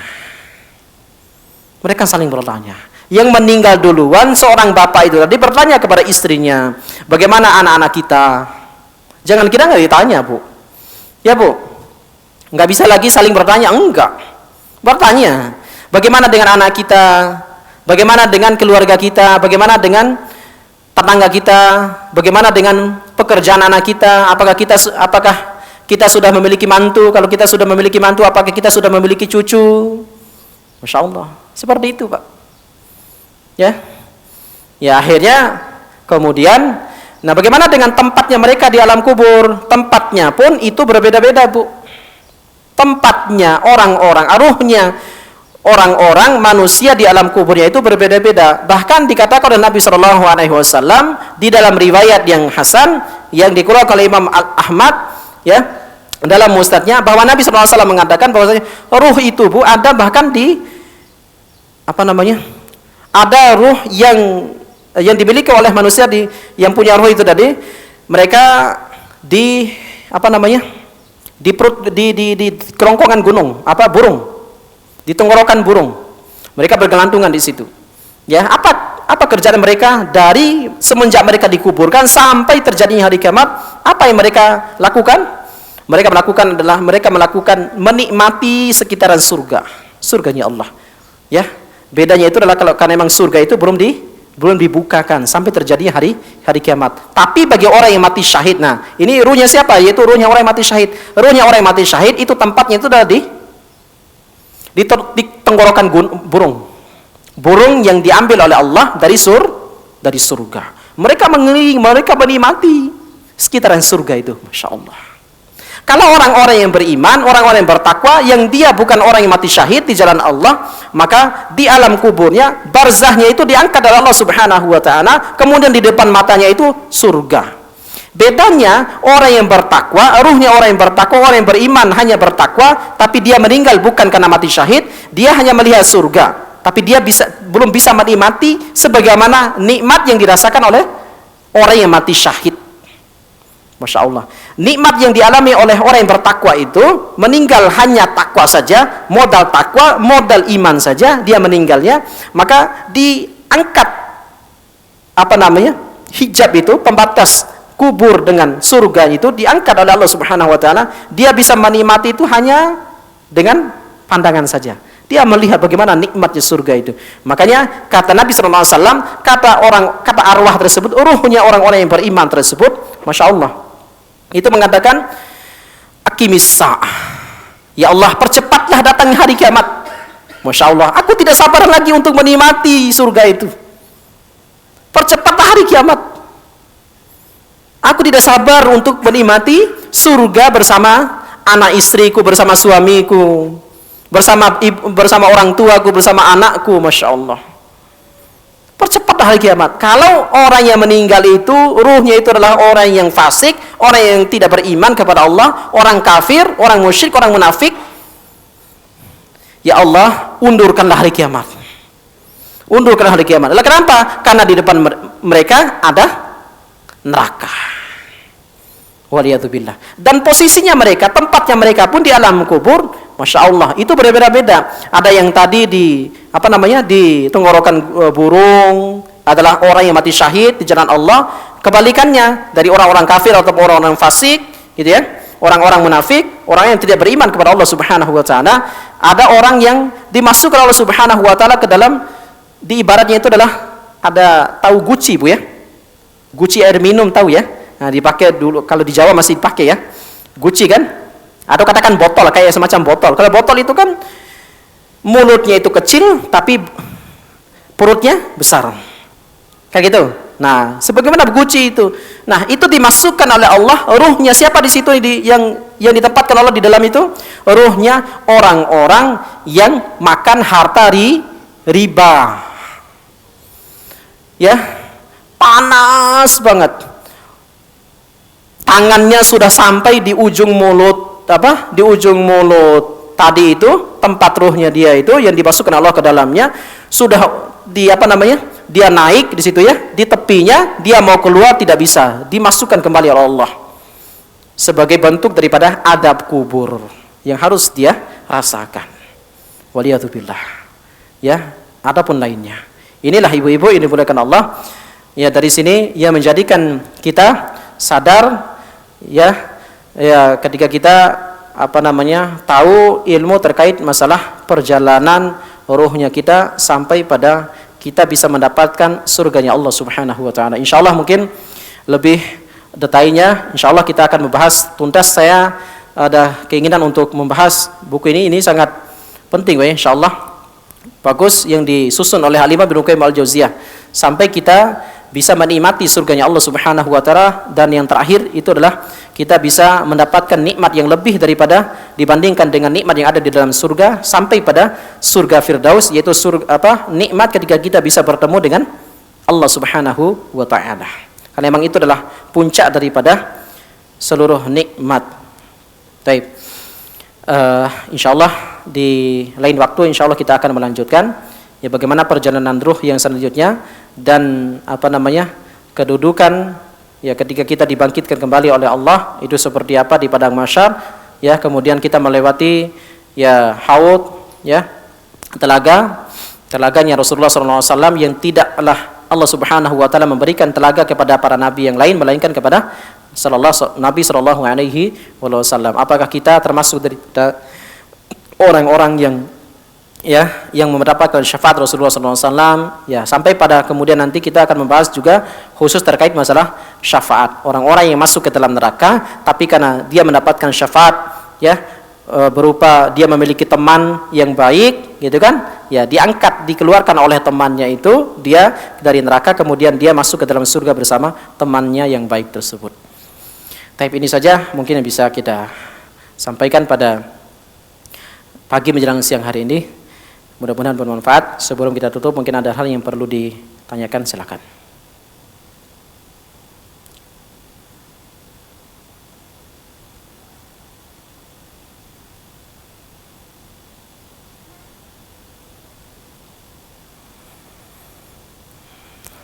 Ya, silakan, Bu.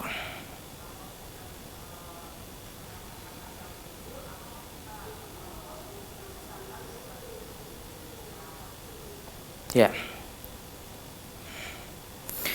Apakah orang yang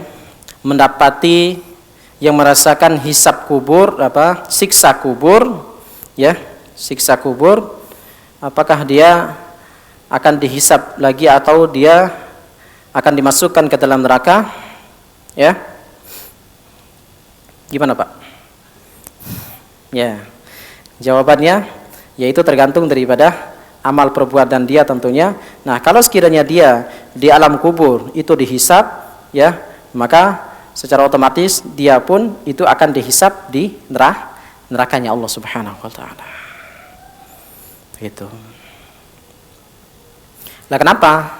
Karena berangkat daripada tadi ya kisah yang dialami oleh Umar bin Khattab atau Utsman bin Affan tadi. Padahal mereka jaminan mendapatkan surga, tapi ternyata mereka belum mendapatkan jaminan untuk siksa jauh daripada siksa kubur. Seperti itu. Bisa dipahami, Bu ya?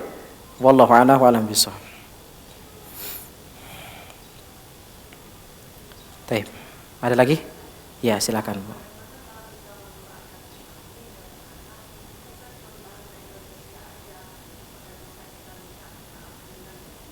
Iya. Bahasa Indonesia, mau bahasa Jawa, ibu orang Jawa, bahasa Sunda, ibu orang Sunda, gitu ya. Ya, bahasa apapun, Ibu. Ya. Ya, bahasa Inggris, mau bahasa apa, ya, silakan, Ibu. Ya, karena innallaha alimun bima ta'malun. Karena Allah Maha mengetahui apa yang kita lakukan, apa yang kita minta, apa yang kita ungkapkan, ya. Allah senantiasa memahami. Ya, seperti itu, Bu ya. Ya, cuman kalau kita bisa itu hafal doa-doa yang dicantumkan di dalam Al-Qur'an dan sunnah. Tapi bukan berarti tidak boleh doa-doa yang kita ungkapkan dari doa kita sendiri, itu boleh.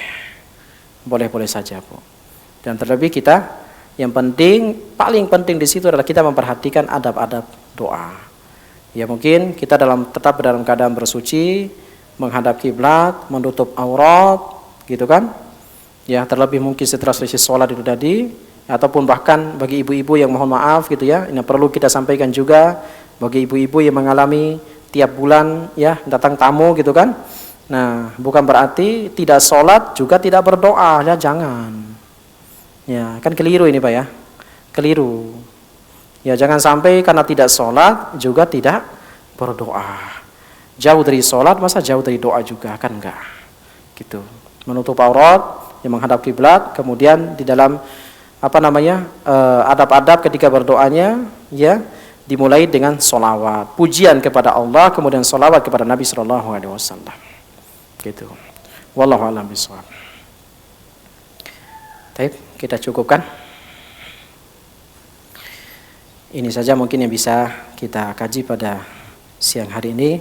Mudah-mudahan ini bermanfaat dan menjadi bekal untuk kita senantiasa menambah wawasan kita, yang menjadikan diri kita semakin mudah untuk menjalankan ketaatan kita kepada Allah Subhanahu wa taala, yang sampai pada akhirnya kita dikategorikan Allah Subhanahu wa taala menjadi ahlu surganya Allah Subhanahu wa taala. Amin ya rabbal alamin. Kita tutup dengan doa kafaratul majelis. Subhanakallahumma bihamdik, asyhadu an la ilaha illa anta, astaghfiruka wa atubu ilaik. Aqulu qouli hadza, astaghfirullah li wa lakum, astaghfiru minkum katsiran. Assalamualaikum warahmatullahi wabarakatuh.